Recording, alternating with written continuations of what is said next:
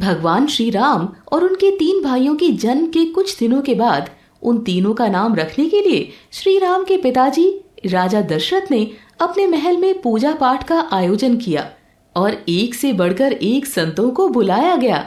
सबने मिलकर पूजा पाठ किया और फिर गुरु वशिष्ठ ने उनके नाम रखे। महाराज, अब हम इन तीनों बालकों का नाम रखते हैं। जी अवश्य। सबसे पहले आपके सबसे बड़े बेटे का नाम रखते हैं।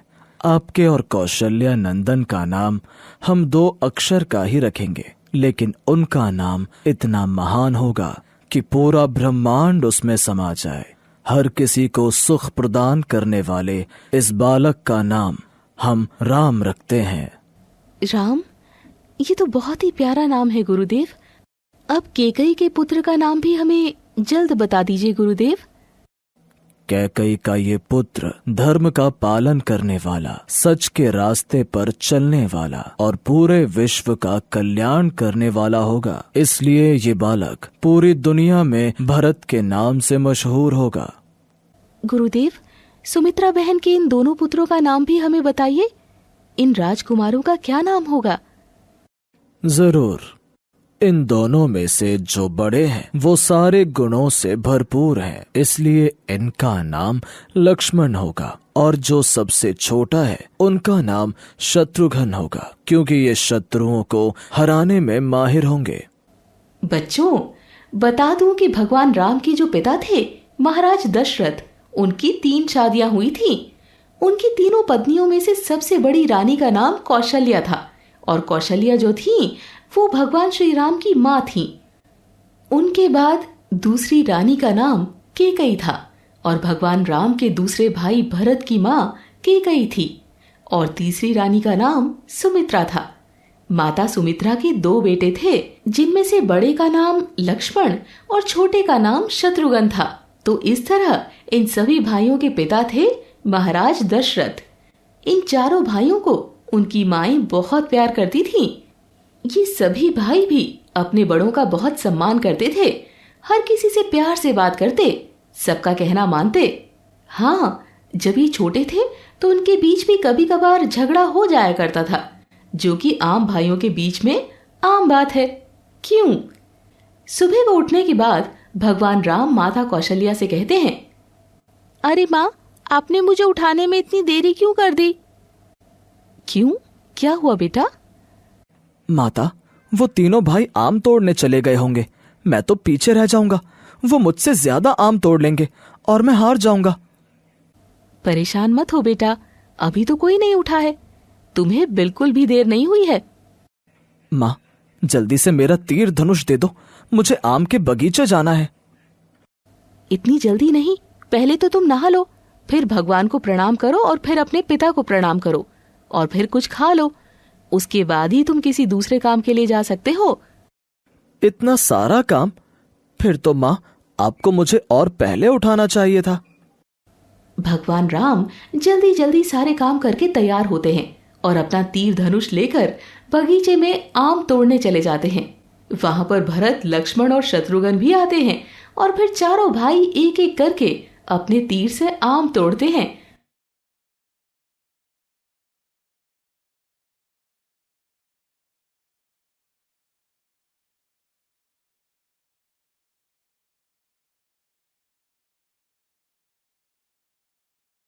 और दूसरी ओर उनके सैनिक सभी भाइयों के आम अलग अलग रखते हैं। लेकिन तभी भरत और लक्ष्मण के बीच लड़ाई हो जाती है। ये राम भैया का आम है। नहीं, ये मेरा है। नहीं, ये तो राम भैया का आम है। नहीं, ये मेरा है। सभी भाइयों के बीच कभी कभार छोटी मोटी नोकझोंक होती रहती थी, लेकिन चारों एक दूसरे को बहुत प्यार करते थे और एक दूसरे का सम्मान भी करते थे। धीरे धीरे समय बीतता गया और चारों भाई बड़े होते गए। ऐसे में इनकी तीनों माँ बहुत चिंतित रहने लगी, क्योंकि अब इन्हें पढ़ने लिखने यानी कि शिक्षा प्राप्त करने के लिए गुरुकुल जाना पड़ता। तीनों माँ में से एक माँ बच्चों को देखते हुए कहती है, कितना अच्छा लगता है इन सभी को साथ में इस तरह से देखकर। हाँ हाँ, उठा लो आनंद, बस कुछ और दिनों की ही बात है। क्यों? कुछ और दिन ही क्यों? क्योंकि अब इनके गुरुकुल जाने के दिन आ गए हैं। कब जाना है इन्हें? इसी वसंत पंचमी को। इतनी जल्दी? इन बच्चों के बिना तो हमारा पूरा राजमहल सूना हो जाएगा। गुरुकुल यानी कि आज के समय का हॉस्टल। दरअसल बच्चों, उन दिनों में आज की तरह स्कूल नहीं हुआ करते थे। ऐसे में सभी बच्चे गुरुकुल में रहकर ही शिक्षा प्राप्त करते थे। इसी वजह से तीनों माएं परेशान हो गई। उन्होंने अपने पति राजा दशरथ से कहा कि वो कुछ दिन और बच्चों को उनके साथ रहने दे, लेकिन राजा दशरथ ने नहीं माना। नहीं, शिक्षा की शुरुआत के लिए बसंत पंचमी का दिन सबसे शुभ होता है, इसीलिए इसे टाला नहीं जा सकता। उसी दिन इन बच्चों के जनेऊ संस्कार भी होंगे और फिर ये गुरु वशिष्ठ के साथ गुरुकुल जाएंगे। हमारा क्या होगा? भरत ने पूछा। जनेऊ संस्कार होगा। जनेऊ संस्कार? हाँ, तुम्हारे मुंडन होंगे और फिर जनेऊ पहनकर तुम चारों भाई ब्रह्मचर्य व्रत लोगे। फिर हमसे भिक्षा मांगोगे। क्या आप हमें भिक्षा देंगी? हाँ। मुझे सबसे ज्यादा देना बड़ी माँ। लक्ष्मण भैया ने मेरा धनुष तोड़ दिया था और आम भी छीन लिया था। हम तुम्हें उससे दोगुने आम देंगे, लेकिन गुरुकुल जाकर इस तरह से आपस में झगड़ा मत करना। हमें गुरुकुल क्यों जाना होगा? शिक्षा प्राप्त करने के लिए। वहां सभी विद्यार्थी एक समान होते हैं, किसी में कोई भेद नहीं होता है। वहां पर सभी को जमीन पर सोना होता है, खाली पैर ही चलना होता है। धूप या फिर बारिश में कोई छाता नहीं मिलेगा।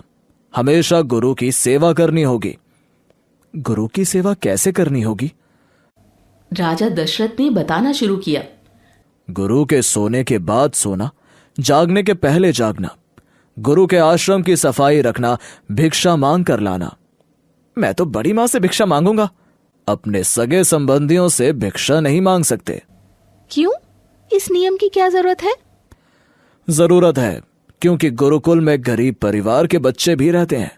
अमीर परिवार के बच्चे बिना मेहनत किए ही ढेर सारी चीजें लेकर चले जाएं और गरीब परिवार के बच्चे ऐसा नहीं कर पाएंगे तो इसमें उनके मन में हीन भावना पैदा होगी। तो फिर सभी बच्चों के बीच समानता की भावना कैसे रहेगी? इसीलिए ऐसा करना मना होता है। पिताजी, गुरुकुल में हमें क्या सब सिखाया जाएगा? सब कुछ। वेद, वेदांग, स्मृति, उपनिषद, खगोल, ज्योतिष, संगीत, गणित, राजनीति। बस मुझे तो बस इतना बता दीजिए कि वहां पर माँ की लोरी सुनने को मिलेगी या नहीं, क्योंकि माँ की लोरी सुने बिना तो मुझे नींद ही नहीं आती है। तभी सब लोग हंसने लगे। तभी राम ने कहा, वहां मैं तुम्हें लोरी सुनाऊंगा। कुछ दिनों के बाद बसंत पंचमी आ गई और पूरे धूमधाम के साथ इनके जनेऊ संस्कार हुए। राम, भरत, लक्ष्मण और शत्रुघ्न, तुम सब किसके ब्रह्मचारी हो? आपके गुरुदेव। सबसे पहले तो तुम सब ब्रह्मा के ब्रह्मचारी हो, फिर वज्र धारण करने वाले भगवान इंद्र के, उनके बाद अग्नि देवता के और इन सब के बाद मेरे ब्रह्मचारी हो। अब मैं भगवान सूर्य देवता की आज्ञा से तुम चारों भाई को अपने शिष्य के रूप में स्वीकार करता हूं। मेरे जो सबसे अच्छे गुण हो, मेरी जो सबसे अच्छी खासियत हो, उन्हें ही तुम सभी भाई सीखना, मेरी बुराइयों को मत सीखना। सभी मिलकर पूजा समाप्त करते हैं और फिर अपनी माओं से भिक्षा मांगते हैं। चारों भाई झोली फैलाकर कहते हैं, भिक्षाम देहि माता, भिक्षाम देहि। भिक्षा लेकर चारों भाई गुरु वशिष्ठ के साथ गुरुकुल जाने के लिए तैयार हो जाते हैं। तभी माता कैकेयी कहती है, गुरुजी, रथ तैयार है। देवी, भिक्षा लेने के बाद बटुक ब्रह्मचारी के लिए सवारी से चलना मना है। आप सबका कल्याण हो। चारों भाई अपने गुरु के साथ गुरुकुल की ओर चल देते हैं।